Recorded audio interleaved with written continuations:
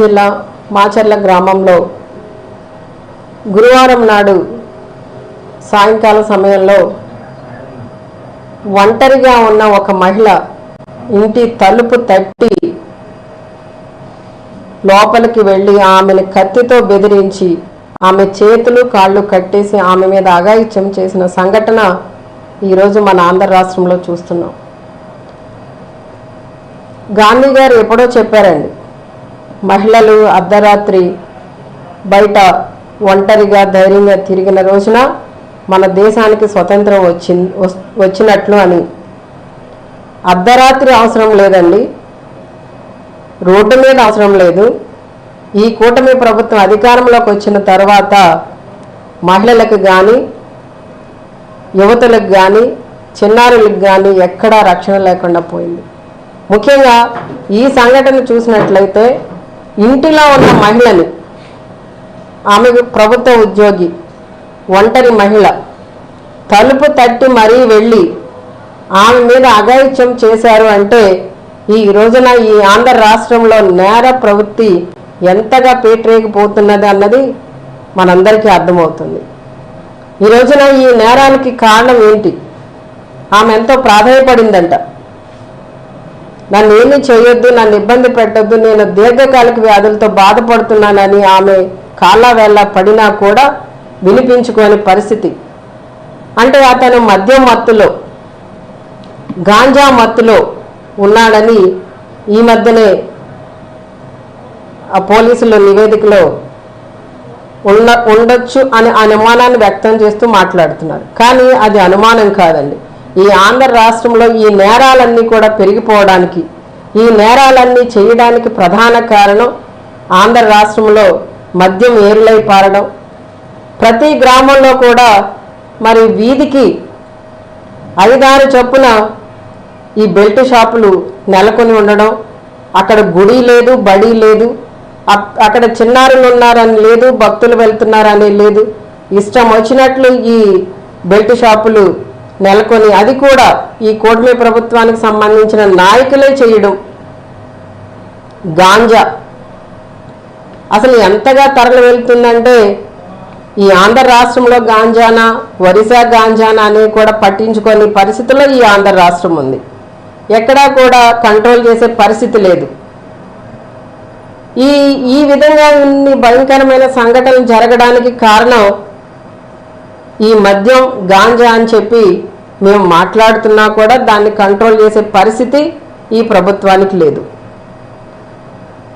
చంద్రబాబు నాయుడు గారు ముఖ్యమంత్రిగా బాధ్యతలు స్వీకరించిన తర్వాత అఘాయిత్యాలు చేసిన ఆడపిల్ల వైపు ఎవరైనా చూస్తే వాళ్ళని నిలదీస్తాం, అదే ఆఖరి రోజు వాళ్ళకి అని చెప్పారు. అది మాటల వరకే పరిమితమైంది. పవన్ కళ్యాణ్ గారు ఉప ముఖ్యమంత్రి వర్యులు తాట తీస్తామన్నారు. ఎక్కడండి? ఏ ఆడపిల్ల మీద అఘాయిత్యం జరిగితే ఎవరి తాట తీశారు? ఎవరి తాట తీయలేదు సరికదా.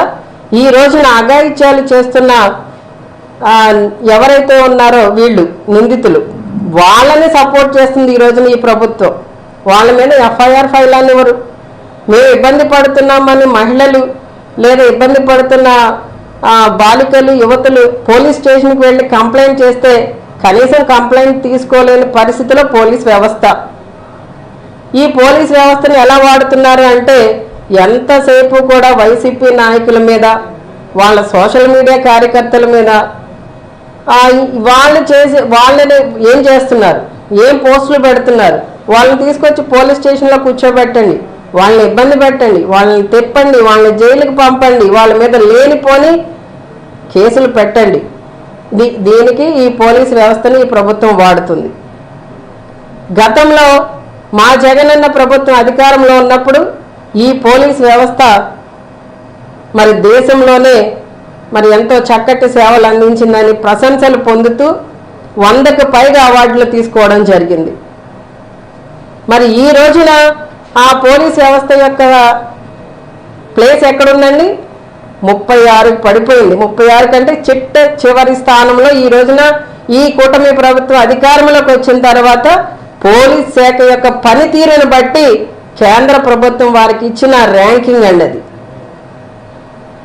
అంటే ఈ రోజున రాష్ట్రంలో శాంతి భద్రతలు లేవు, మహిళలకు రక్షణ లేకుండా పోయింది. ఈ ఆంధ్రప్రదేశ్ని అత్యాచార ఆంధ్రప్రదేశ్గా ఈ రోజున వీళ్ళంతా కూడా మరి వాళ్ళ పాలనలో రుజువు చేయడం జరిగింది. ఎంతసేపు కూడా హోం మంత్రి అనిత గారు జగన్ అన్న జపం తప్ప ఇంకో పని లేదు ఆవిడికి. ఈ రోజున ఇంతమంది మహిళలు ఇబ్బంది పడుతున్నారు, ఇంతమంది చిన్నారులు ఇబ్బంది పడుతున్నారు, ఇంతమంది యువతులు ఇబ్బంది పడుతున్నారు. వారికి రక్షణ కల్పించవలసిన బాధ్యత మనకు ఉందన్న ఇది లేకుండా ఎంతసేపు కూడా మాజీ ముఖ్యమంత్రి వర్యులు జగన్మోహన్ రెడ్డి గారిని టార్గెట్ చేస్తూ ఏదో ఒకటి మాట్లాడి నోటికి వచ్చినవన్నీ కూడా మాట్లాడేసి సభ్యతా సంస్కారాన్ని మర్చిపోయి ఏవేవో మాట్లాడేసి అవాకులు చవాకులు ఏదో వాళ్ళ నాయకుడి యొక్క మెప్పును పొందాలని చూస్తున్నారే కానీ రాష్ట్ర ప్రజలు వాళ్ళకి ఇచ్చిన మరి అధికారాన్ని ఉపయోగించి ప్రజలకి మంచి చేయాలన్న ఆలోచన ఎక్కడా లేదు.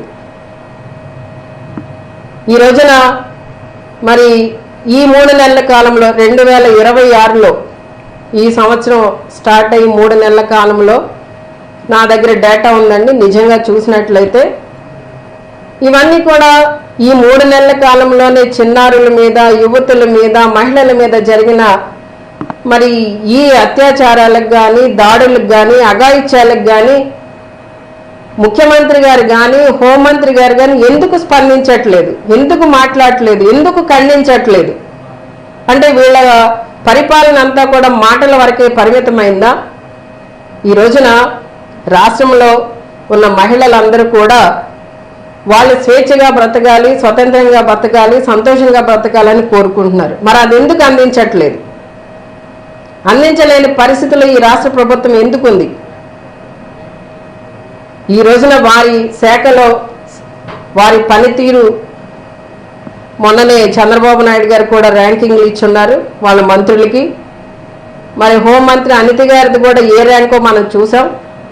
ఇక్కడ రాష్ట్రంలో కూడా చిట్ట చివరి ర్యాంకు, అలానే దేశవ్యాప్తంగా కూడా పోలీస్ శాఖలో కూడా చిట్ట చివరి ర్యాంకులోనే వారు ఉండడం అనేది మనమందరం కూడా గమనిస్తున్నాం.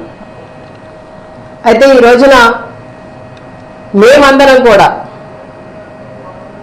పోలీసులకి స్వేచ్ఛనివ్వండి, ఎంతసేపు కూడా మా వైసీపీ నాయకులు కార్యకర్తలు ఏం చేస్తున్నారు, వారిని ఎలా ఇబ్బంది పెట్టాలి అని చెప్పి ఈ పోలీసులందరినీ కూడా మీ సొంత కార్యకర్తలను వాడుకున్నట్లు వాడుకోవడం కాకుండా వాళ్ళకి స్వేచ్ఛనిచ్చి వాళ్ళని పనిచేసే విధంగా ఆ శాఖని ఉపయోగిస్తారు.